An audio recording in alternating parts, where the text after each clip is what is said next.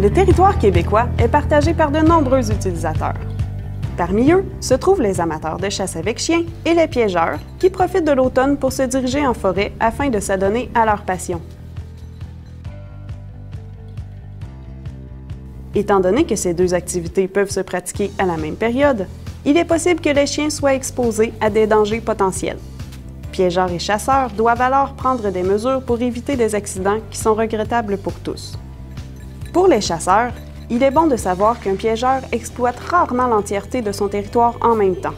Ces derniers visent des espèces en particulier et utilisent potentiellement des pièges moins dangereux pour les espèces non visées.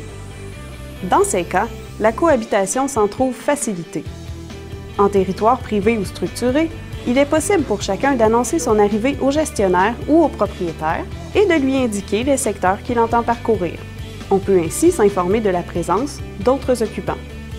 En forêt, qu'on soit chasseur avec chien ou piégeur, des règles s'imposent. En territoire public, vous devez rester vigilant sur l'ensemble de l'espace. Chasseur, lorsque vous parcourez des zones à risque, telles que les corridors forestiers, les bordures des champs ou les limites d'un terrain clôturé, gardez toujours un contact visuel avec votre animal. Ayez en votre possession une pince coupante, forte et solide, capable de couper un collet à canidés. Familiarisez-vous avec le fonctionnement des pièges et référez-vous au site animaudecompagnie.ftgq.qc.ca pour savoir comment ouvrir les pièges en X et les pièges de rétention. Piégeurs, que vous soyez en région périurbaine ou éloignée, soyez conscient de la présence possible de chiens et, lorsque possible, utilisez les techniques les plus sécuritaires en regard de la sécurité des chiens.